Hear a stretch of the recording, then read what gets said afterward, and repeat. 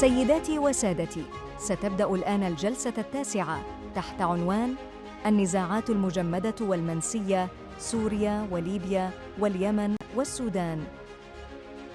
Ladies and gentlemen, panel 9 entitled Frozen and Forgotten Conflicts, Syria, Libya, Yemen, and Sudan will start now.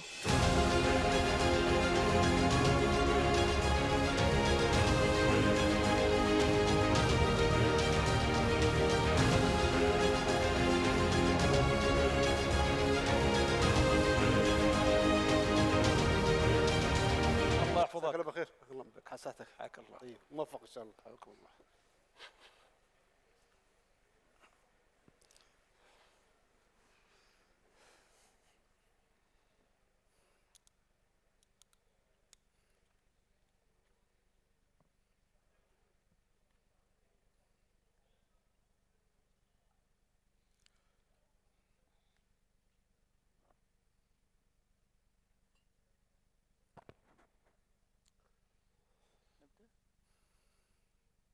Good afternoon.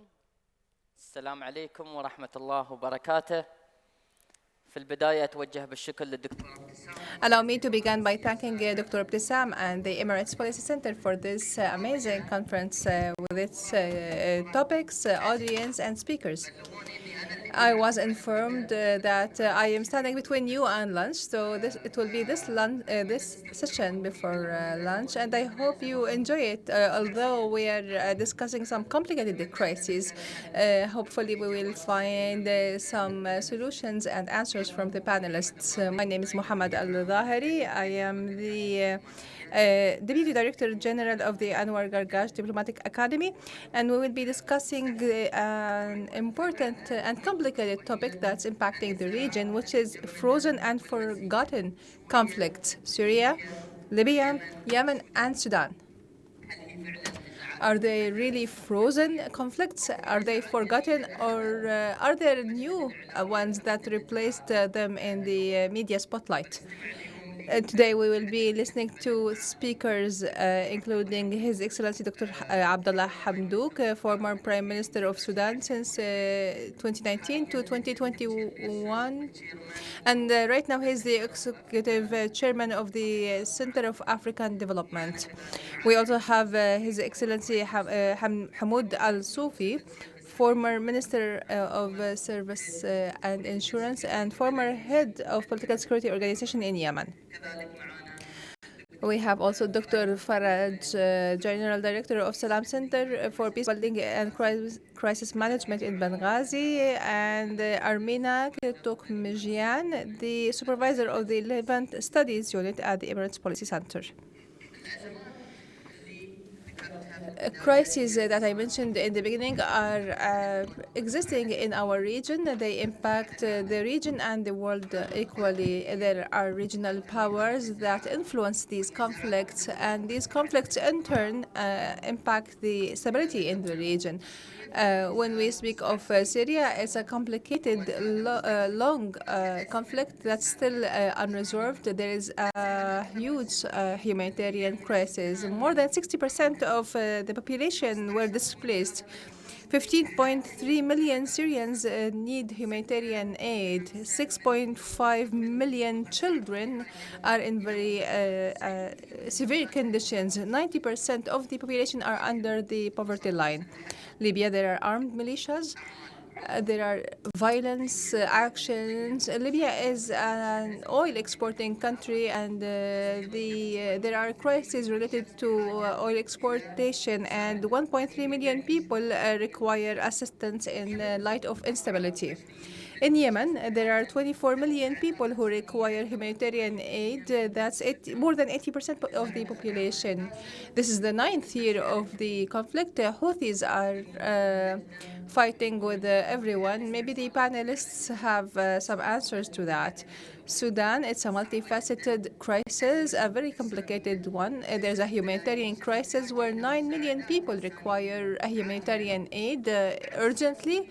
Some politicians and authors have come to believing that some organizations are arming the humanitarian aid, weaponizing the humanitarian aid. We will begin with Your Excellency, Dr. Abdalla Hamdok. The crisis in Sudan is an ongoing crisis. There is no solution in the horizon. Meetings were held in Geneva. There are many influential powers in Sudan. If you can give us the update of the latest developments in Sudan, and what are the interests of the geopolitical and regional and international powers in Sudan? Thank you, Doctor, and also thank you, Dr. Abdissam, for inviting me to this forum. This panel is a live demonstration of the theme, the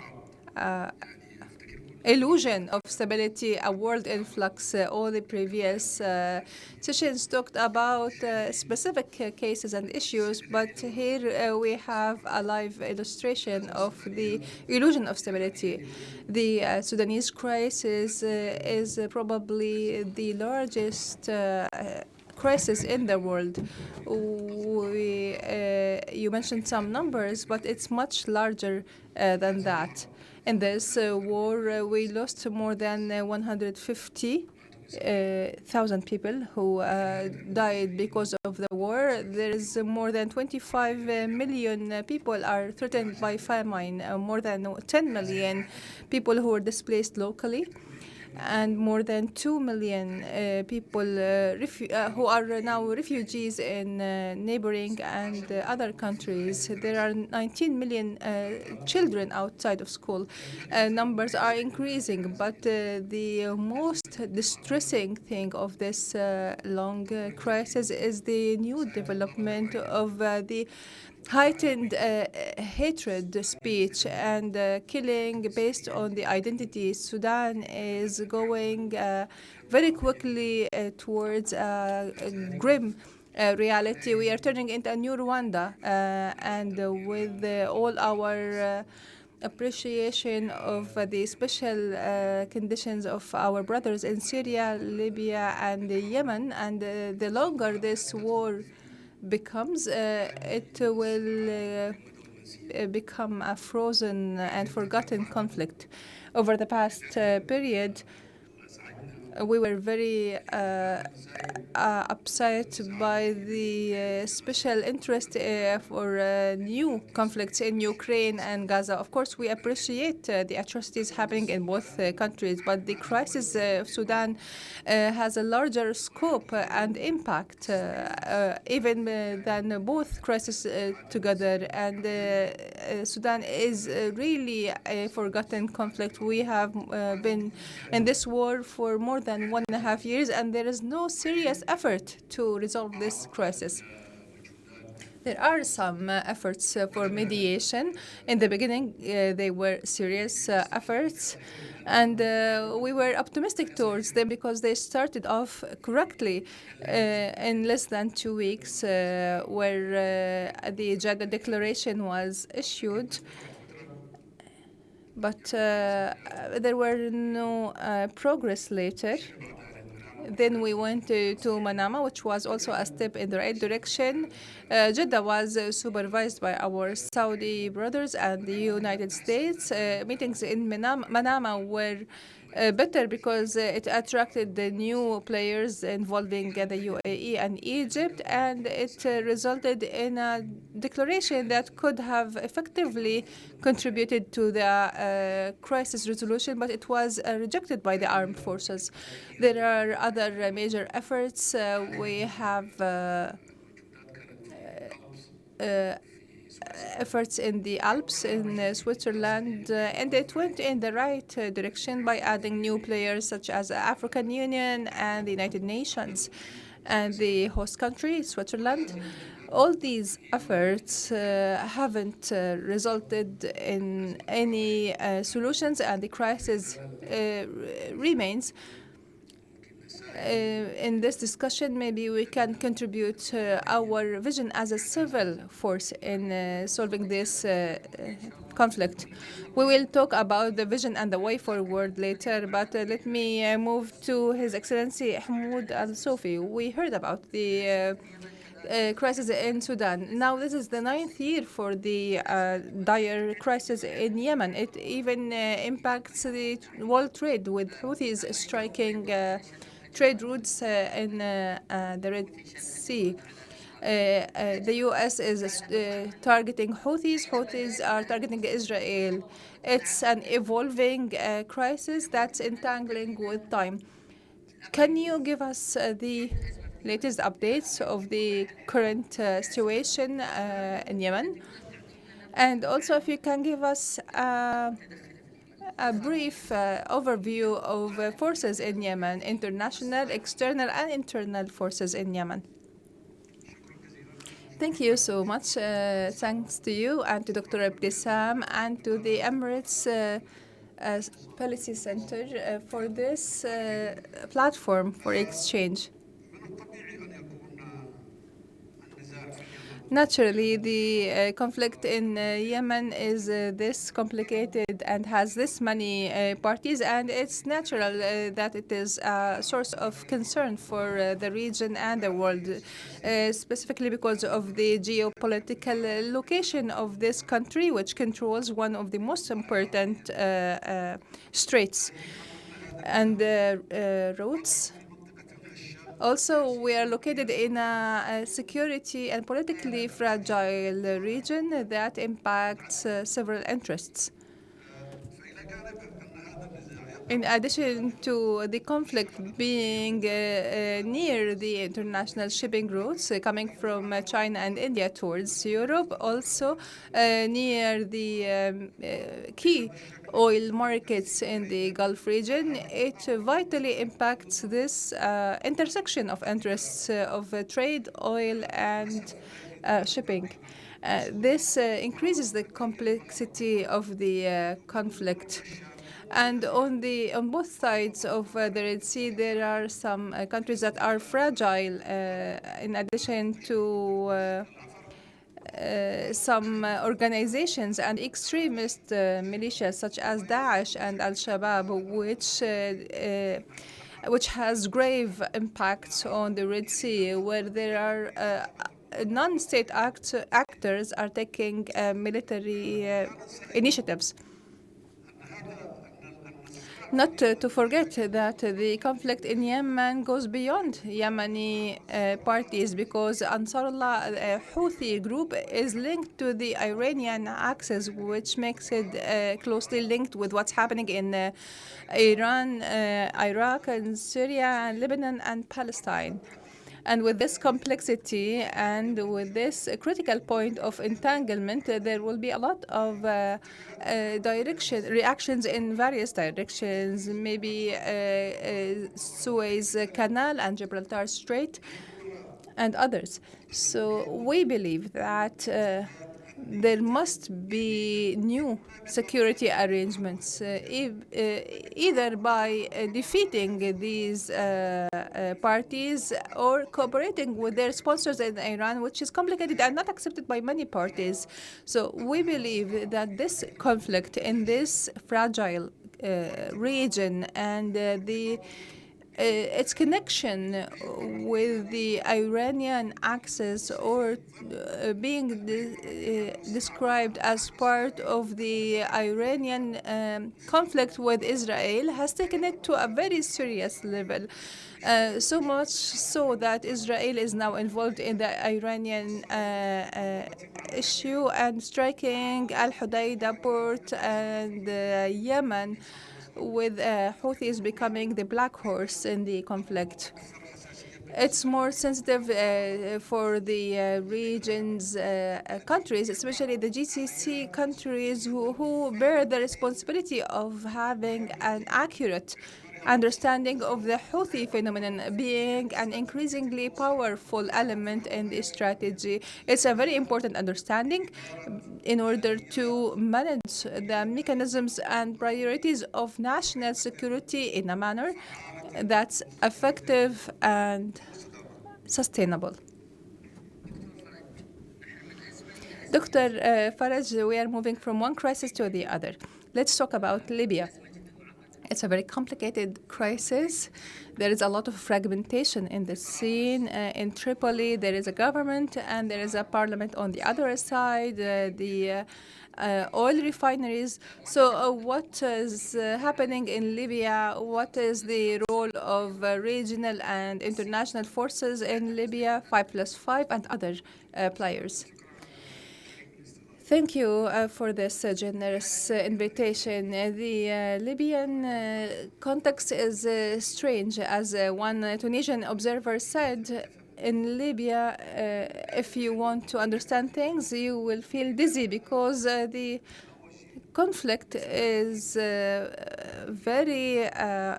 a large disagreement, but there are no actual elements for this disagreement. For 40 years, there was one rule, and then we had this bloody revolution, and there was free elections in 2013 where we elected the 200 members of parliament and the National Council, where the Islamic Party lost, but they still controlled the government. And this is where problems arose. There were another election in 2014 where we elected the current parliament. It was moved from Tripoli to Benghazi in order to detach the militia control and to mitigate the centrality, which was the key barrier preventing the establishment of the Libyan state. This has remained for a long time.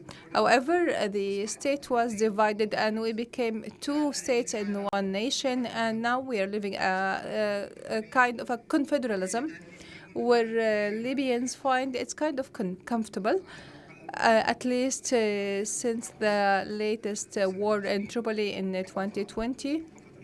The war stopped, or the fighting stopped, and now we are going in another direction, away from the weaponized conflict or armed conflict. There is a government in Tripoli that was selected by 72 people chosen by the United Nations, while the United Nations decided that it doesn't recognize the government that stemmed from the elected parliament in Benghazi. We have a national army led by General Haftar in Benghazi.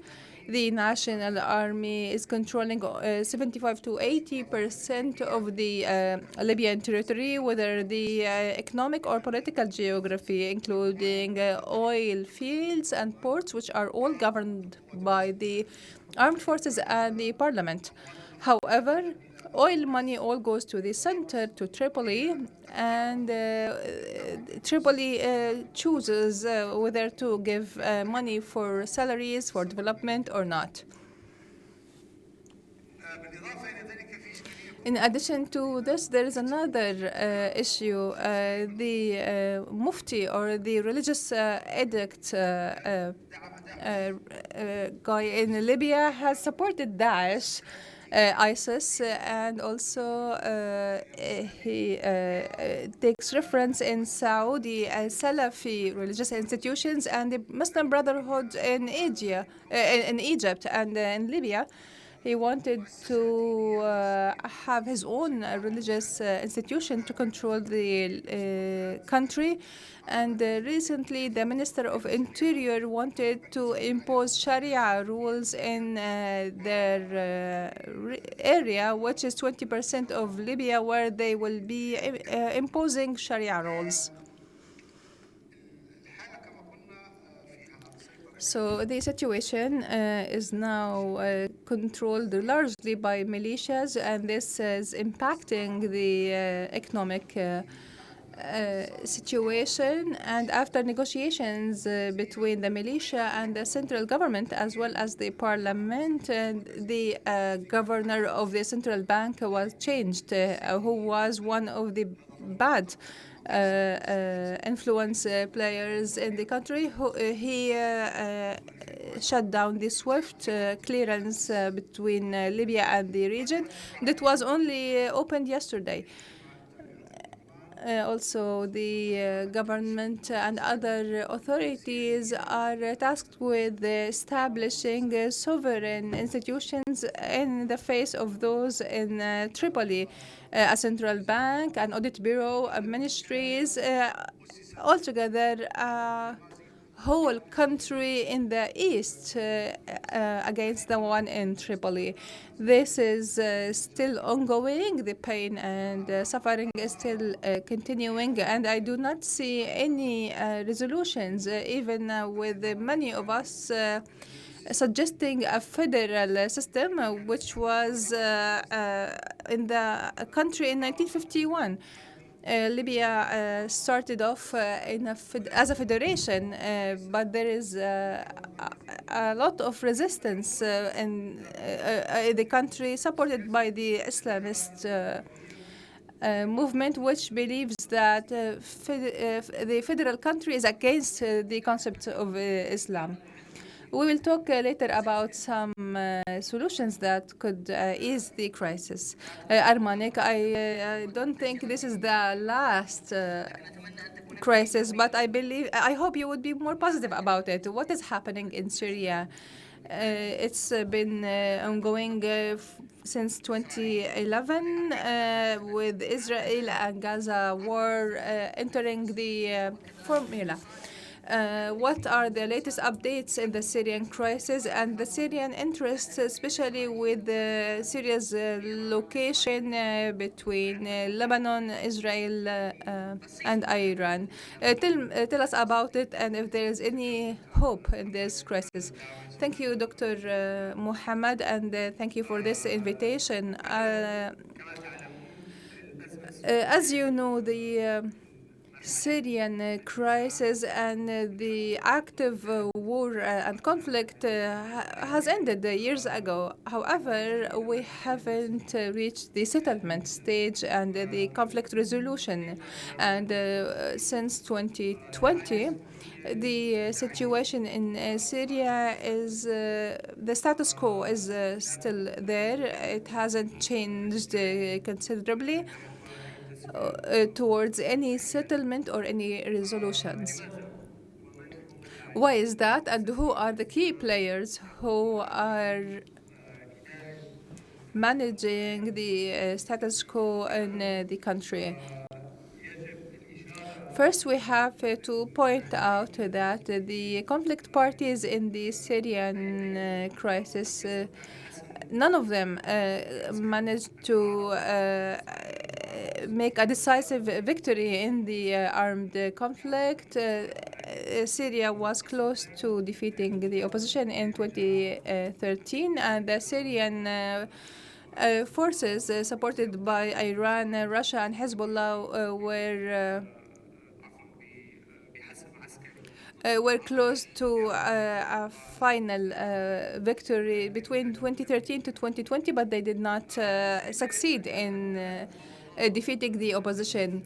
Even negotiations failed, and it can be summarized, or the negotiations in Syria can be summarized in two approaches. The first one through the Geneva track, which was deeply rooted in the liberal thought in conflict resolution.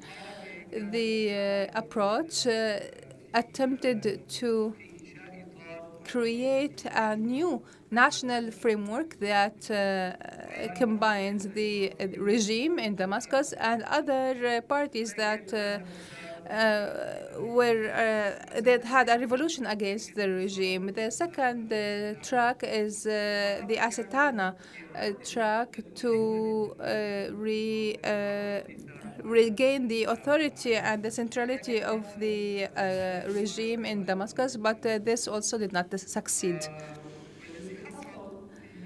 What happened in 2019 and 2020 is that we had some kind of sensitive balance that is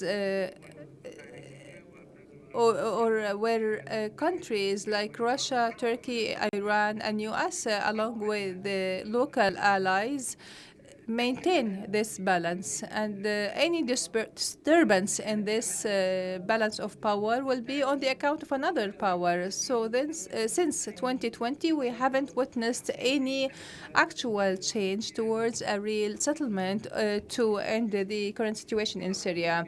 I would like to conclude with a thought. These powers involved in Syria manage the crisis, but they do not seek to actually resolve it. And the crisis management is an approach that's dangerous. Actually, it's dangerous for the Syrian society and for Syria as a country, and also for the region generally. There are a lot of implications that we can discuss later through our discussion. Excellency Hamoud Al-Sofi, I will come back to you. The crisis in Yemen is different and complicated.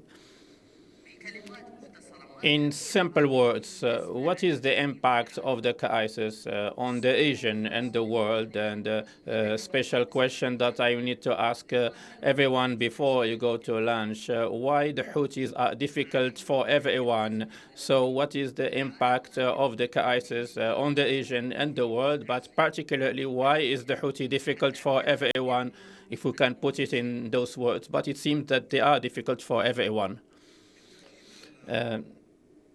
Definitely, the effect of the Yemeni crisis is obvious not only on the region, but beyond that. And this is due to the strategic position of Yemen and its closeness to international interest. So those the guardian of prosperity and many other initiatives are all due to the impact of the conflict in Yemen, and many countries in the world are paying the cost, and even neighboring countries in Africa or even Egypt and the network of international transportation, they are feeling the cost, and this is due to the strategic position of Yemen.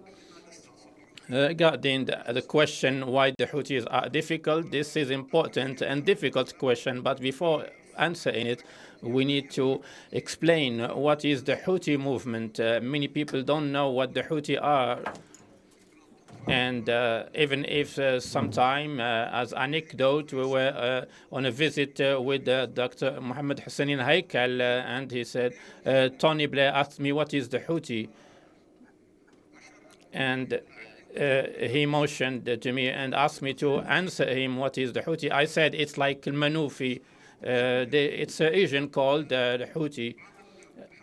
Of course, the Houthi movement is a religious, social, political, military movement, and started in the north of Yemen, in Sada, on the borders with Saudi Arabia, in the early 80s of last century, and due to many factors, mainly negligence by the central government and also the excitement of the Shia after the winning of Khomeini, and also the passion of the tribes and the ascension of some other parties, all that was conducive to environment of extremist Zaydis at the expenses of coherence between different parts, especially between the Shia and the Sunni, what we call Zaydi and Shafi'i.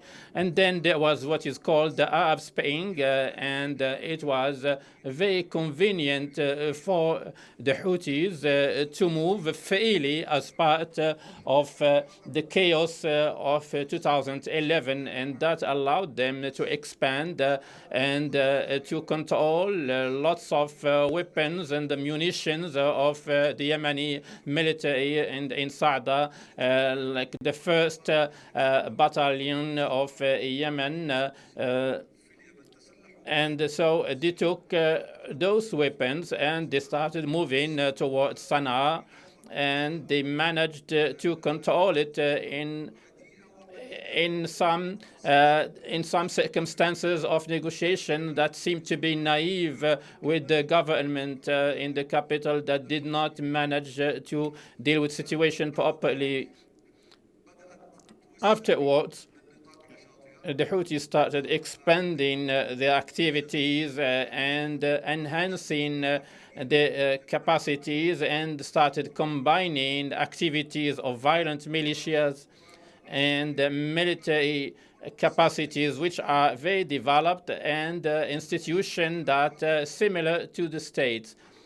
The Asian paid attention to them in the late years only, but they were not supposed to be attracted to Iran. They were supposed to become part of the countries of the Asian. But when those countries moved under what is called the determination storm, and they wanted to defeat the movement. At the beginning of determination storm, they managed to expel the Houthis, especially from the capital, economic capital Aden, and from the south, and the Houthis were completely expelled, and Sana'a became the capital of the Houthi, which they controlled.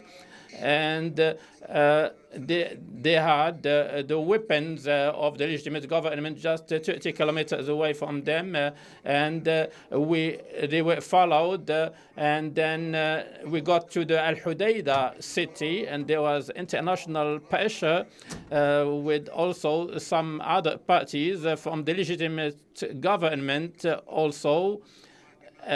And they managed to stop those powers within what is called the Stockholm Agreement. The Houthis were difficult due to many reasons, because the battle with them was not managed properly, and domestic battle did not take the Houthis in the right way. But when they got closer to defeating the Houthis, some extremist parties thought that they should not defeat the Houthis by themselves, but only the Houthi, but they should also defeat other probable parties. The other thing is that the legitimate camp is fragmented, and therefore they could not invest all the support, the political, economic, and financial support they had at that moment. The Houthi remained difficult. It managed to tap into the weakness and mistakes of the legitimate government, and it boosted its capacities, and Iran managed to provide the movement with technologies to develop missiles and drones. And in the previous session, one of the speakers was talking about the limited role of Iran, but we say that the main role is played by Iran here, and nobody can believe that those missiles or drones were manufactured in Sada. What is happening now is that the rules of the game are changing, and the Houthis now they are feeling that there is some sort of lethargy, and that Saudi Arabia has stopped the military campaign, and the Houthis are believing that there is a window of diplomacy that Saudi Arabia has opened in order to contain the issue and find an approach to its political compromise between the Houthis and their other opponents from Yemen. Excellency Dr. Hamdok, the crisis in Sudan is leading us to food insecurity for children, for women. Do you think that resolution of that conflict would lead to a bigger resolution, or that there are other international actors that need to be involved to solve the crisis in Sudan? How do you see the involvement of international actors in Sudan, and how would that affect the region and the world? The crisis in Sudan did not just fall from the sky. So the right description of this crisis is to find solution to it. This war was not the first war in Sudan. The first war was in 1955, 1 year before independence, and wars in the regions such as Darfur and the south and South Kordofan and the east continued. But this time, the war outbroke in the center, and then it covered the whole country. So the right starting point for describing this war, and I believe it was wrong, is that this war was described as a war between two generals, and this is not right. This war has historic background, and it even goes back to the colonial era and the issues of marginalizations and mismanagement of development. But within 68 years of rule, the military has been ruling the country for 55 years. This is why all the solutions that were put on the table could not achieve a breakthrough due to this misunderstanding of what is happening. Therefore, we at the coordination of democratic powers, we laid out a project to solve the Sudanese crisis based on main pillars. First of all, there is no military solution to this crisis. We need to start a political, peaceful process through negotiations to solve this crisis.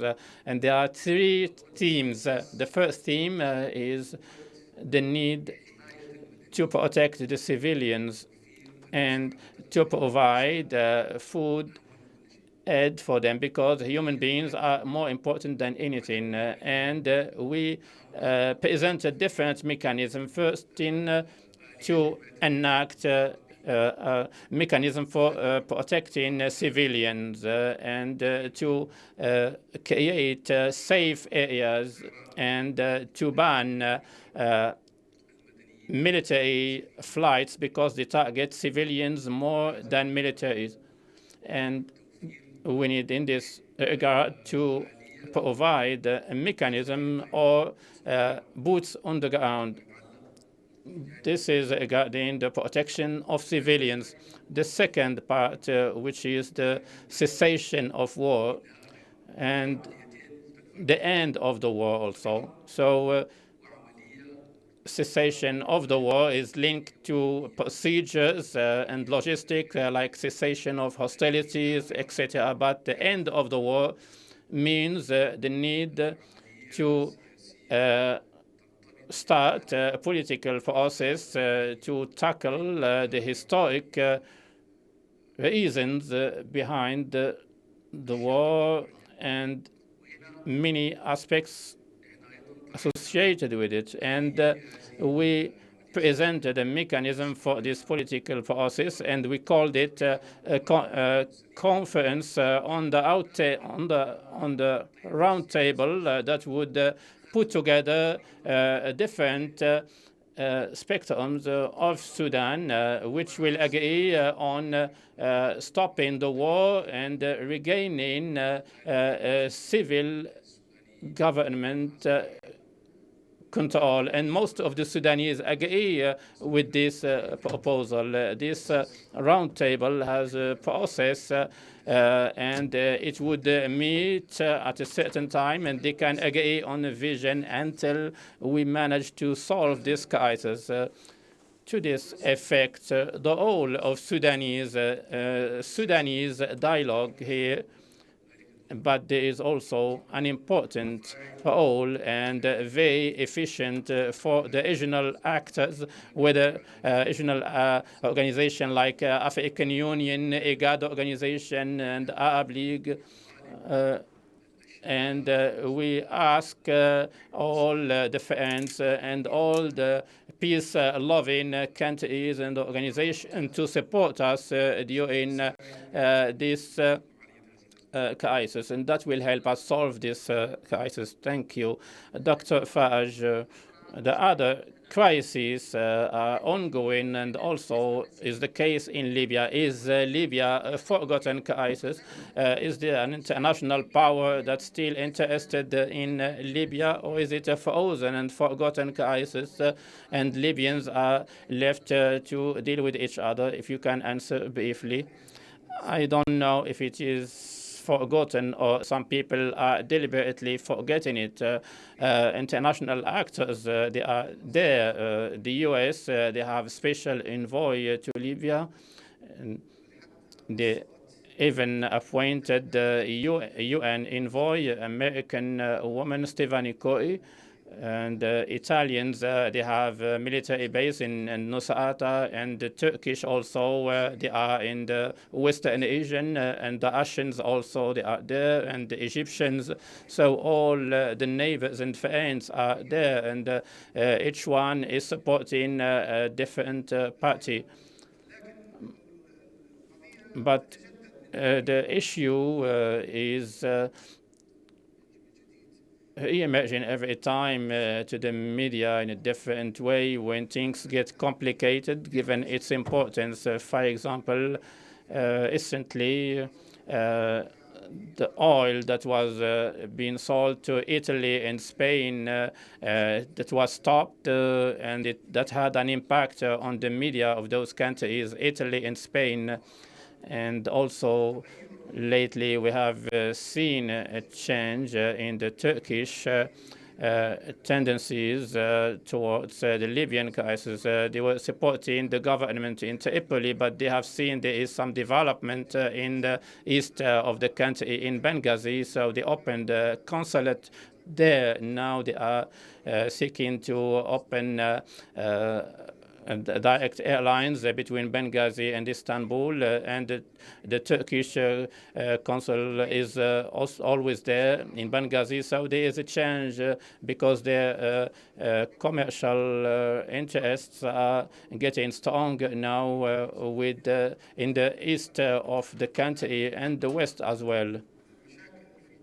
The problems in the neighboring countries, especially for our neighbor Sudan, are affecting us also, and the crisis in Darfur is affecting us. We have many refugees and displaced people, especially on the south of Libya, which is putting a burden on the state.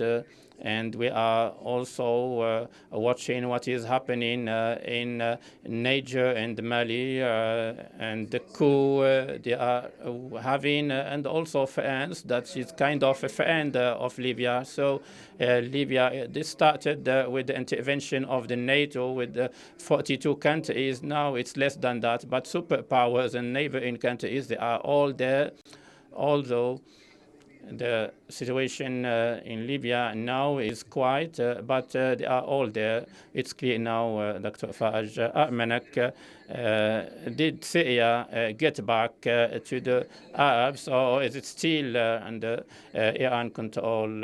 Syria started with a domestic crisis, financial problems, issues with the economy, and now Syria in the media, given the Israeli attacks on Syria, on where Iranians and the Revolutionary Guards are there, and Turkey is also there, the US is also there, and Russia. What is this regional conflict in Syria, and where is it headed? Syria has come back to the Arab world at the political level only.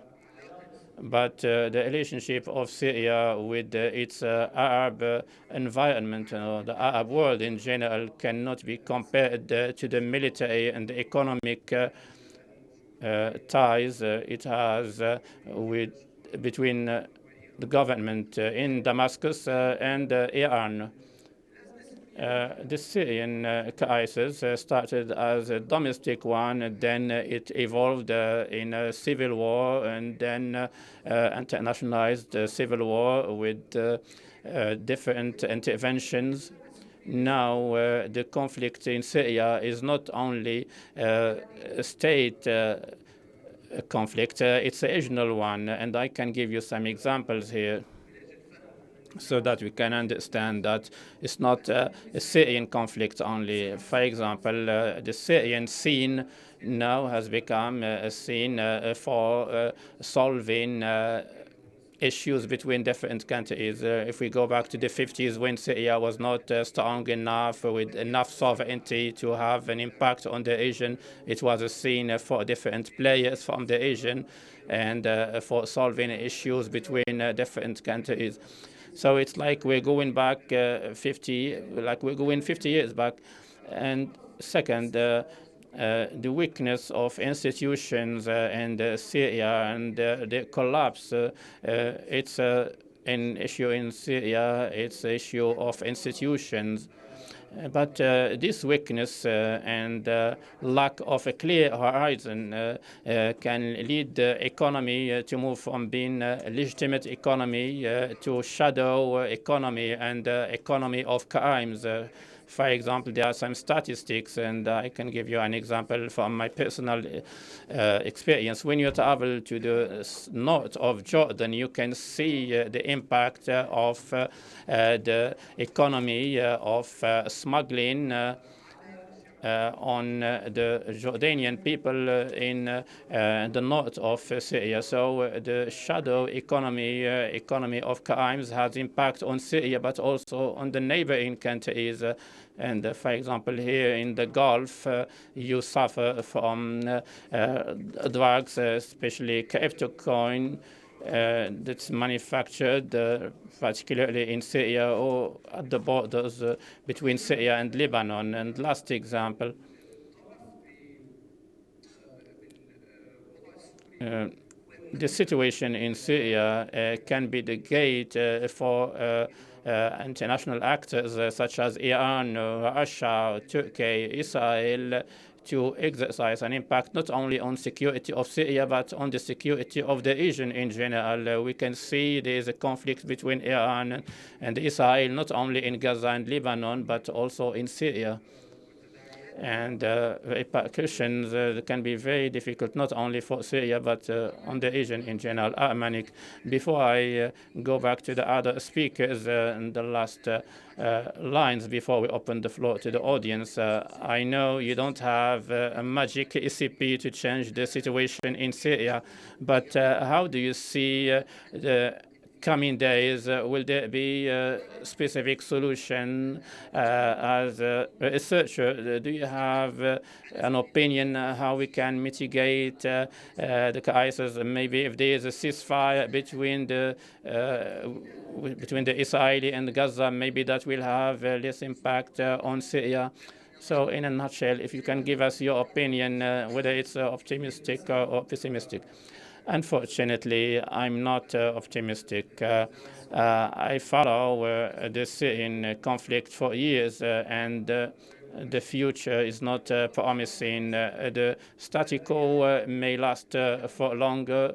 Maybe that we will not come back to the active war, but the other wars in Syria will continue, like the war between Iran and also the PKK of Turkey in Syria. But we may witness lack of balance due to domestic and foreign factors. For example, the war of Israel in the region could lead to some imbalance in Syria.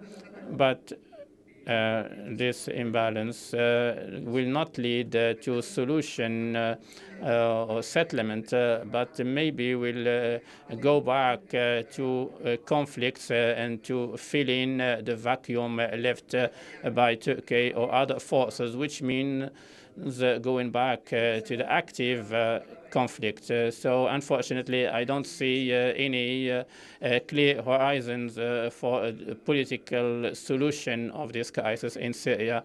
Excellency Dr. Hamdok, are you more optimistic or pessimistic than Armenak? Do you think that the Sudanese crisis could be solved? You gave some proposals. Do you think some of them are applicable, or are you more pessimistic than Mr. Armenak? By nature, I am optimistic. And we need to be driven by optimism, because pessimism will not lead you to any solutions. This war in Sudan, in all the regions, one day will stop. This is why we need to start thinking from today about the day after solutions, so that we will not be surprised when the war stops and then start looking for solutions. Especially these solutions need to be linked to the affairs of today's world by providing mechanism for the post-conflicts. If we look at the last 3 decades and what happened with all the conferences of donors, those are not useful anymore nowadays. So we need to think outside the box. We need to think how we can mobilize the resources to face huge challenges. This war has destroyed houses, hospitals, schools, roads, and all the infrastructure. This needs a huge amount of resources to fix it. So we need to find out how we can get resources outside the official framework, how we can trigger capitals in the region and the world, how we can have a conducive environment for that.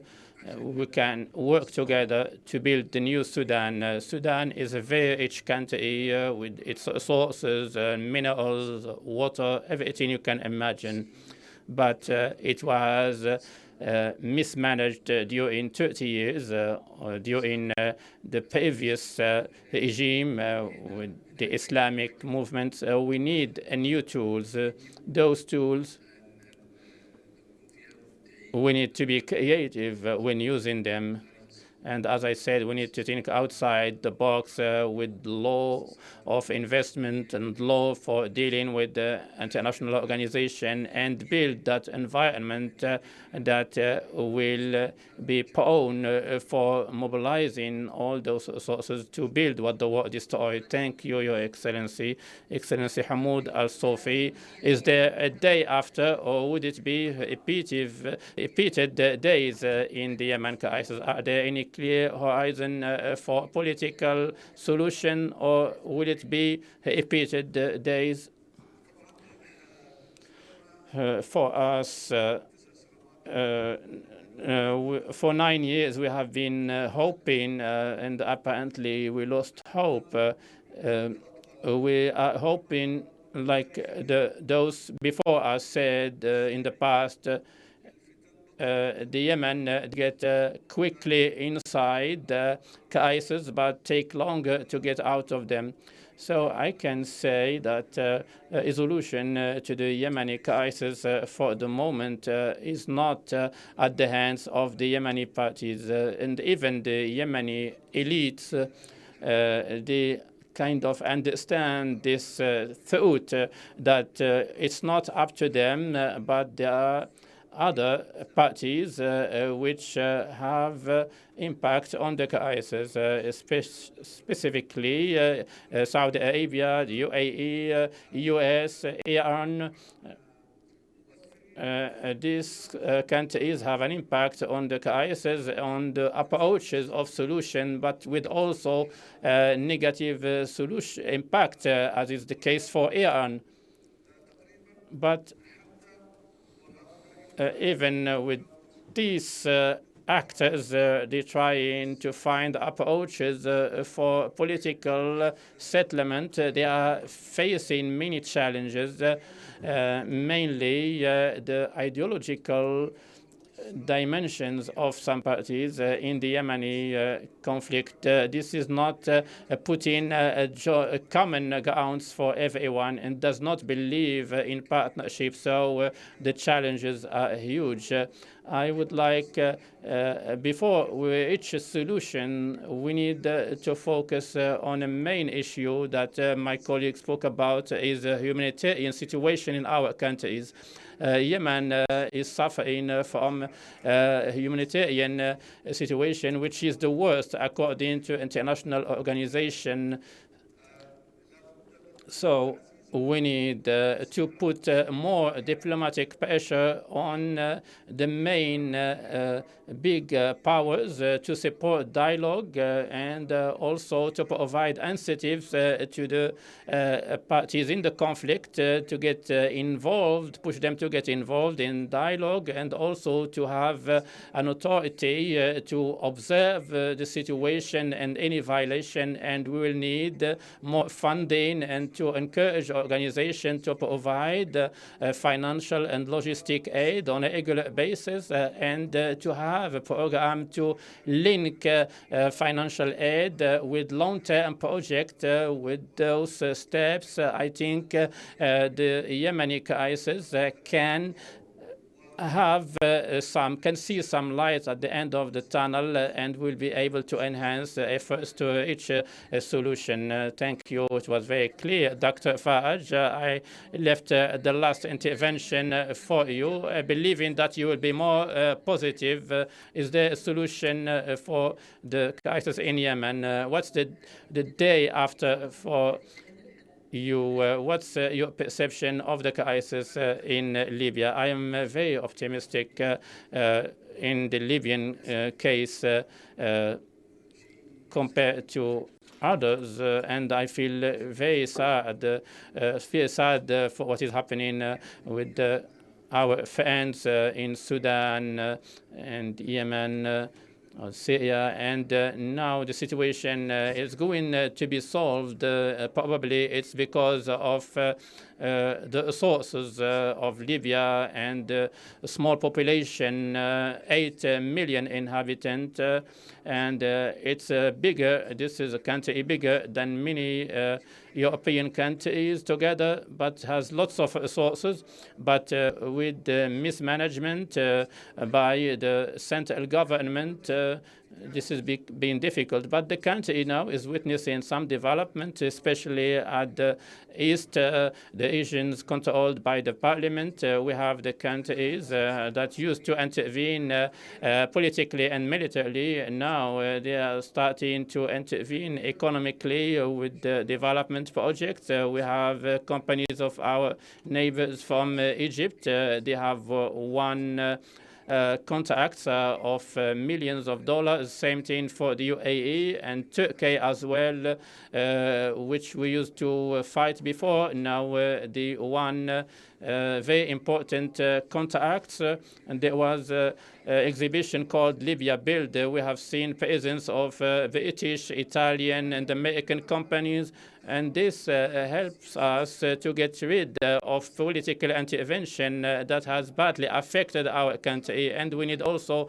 need to get rid of United Nations intervention, because they did not find a solution. They just deepened the situation, the bad situation between Libyans. And as the colleague were talking about connectivity, we are living the situation now with the Libyans. We have common interest with, and some militias now, they have become economic powers. They are thinking how they can work and use their money instead of smuggling them outside the country. So the situation now is going the right way. It needs some evaluation and some framework. It needs a unified government and not central government to manage it. Thank you, Doctor. Now we'll move to questions of the audience, and we have Osman Sird. Short questions. One is for Mr. Hamdok. You have underlined unit translation, I think no. Okay, you have underlined the war in Sudan is not between two generals. It is oversimplification of the crisis in the country. Probably we need very long time to understand the root causes of the war over there. But do you see any risk of division of the country or a confederative administration in the country? Do you think there's such a risk? Because you have already said that there is no military solution. One has Khartoum, the other has in Port Sudan the backing of Egypt and Iran, ironically. And my second question is, Mr. Tokmajyan, we are talking about the Damascus-Ankara normalization, and even during the final meeting, Mr. President Erdogan didn't meet with Bashar Assad. I wonder what Damascus can offer to Turkey for any normalization. Can Bashar Assad make any contribution to the security and the future of the country, even if Turkey normalized with Damascus? Thank you.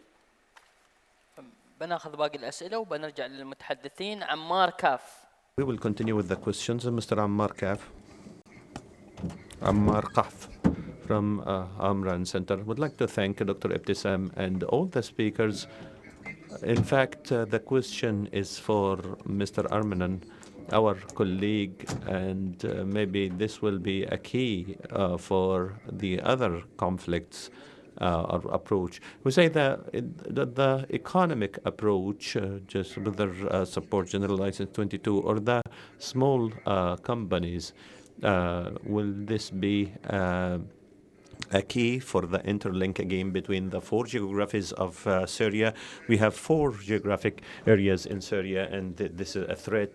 Can this also be an approach which is we always have it, particularly with the Trump administration, having like a military council, unified military council, to unify the military sector across all the sectors, across all the zones, and the other one is the non-centralization as a country. Another question, then we will come back to the answers. Mr. Mohammed Najdallah. Thank you very much. I believe that the conflict in Sudan is a wide conflict, a wide-range conflict, and we have 15 states in Sudan out of 18 under this conflict. It's very complex with the resources, development resources and historical resources. We have ideology aspect also, because it's a trial or an attempt to reproduce a system or a regime, which is the Islamic movement regime. And this is a very complicated conflict. This conflict is getting nearer every time to the coast of the Red Sea, and this can be an indicator that the conflict will be merged with other conflicts around the Red Sea region. The emergence also of a belt of conflicts starting from Libya, moving to Sudan, to Ethiopia and Somalia. And here we notice that this conflict, the Libyan conflict, is getting closer to the Red Sea, attracting more international actors in the Red Sea, including Iran, maybe Russia as well. This conflict is being escalated every day, and it's getting closer to the point of being out of control. So the question is, how can we handle this situation before the transition into absence of a status to be the normal state in Sudan? Thank you very much. I will start with the last question from Mohamed Abdullah. We say that Sudan, with its unique with position closer to 7 countries and with long coastal side from the Red Sea, this country, if we allowed to fail or completely fall, as Mohammed Abdullah said, there are lots of factors. The first factor will be It will be an incubation or incubator for all the forms of terrorism in Africa and across the globe. It's linked to Shabab movement in Somalia, youth movement, and Boko Haram in Nigeria, ISIS on the coast. So imagine that Somalia, which is the far end of the continent, created lots of problems to the world in the last few years. And see ISIS, what happened with ISIS. It's a risk not only on Sudan, but it's a regional and international risk, particularly with the fragility in this region. All the countries in this region are fragile. If Sudan fails, it will have the dominance effect, and it will create a status of migration, not by thousands, it will be by millions, and the worst impact will be on the north neighborhood. So there will be millions of migrants. There must be collaboration of consolidation of efforts to face this crisis. We know it's a complicated, and the key about this one is the attempts of the old regime in Sudan to be back in power by fueling this war and by the continuous attempts of militarization and creating instability, security instability, and pushing towards pushing this war towards regions or areas that didn't reach before. Yeah, please. The last point is related to the first question. Are there risks for the Confederation of Sudan? Yes, of course there will. But when I say if Sudan failed, it will not be two states like Libya. It will be more than 4 or 5 countries, and all of them will be failed states. We have to work day and night in order to avoid this, to prevent this from happening. Thank you, Dr. Hamdok. Just because time is running, in order to close this, we say that crises in this region are multi-aspect and lots of crises, and there will be always a ray of light at the end of the tunnel. We're thinking of Arab world and region that's more stable and more secure. This is the message of the UAE, and I would like to invite you all to welcome all of the speakers, or thank all the speakers, and welcome Mr. Thani Az-Ziyudi.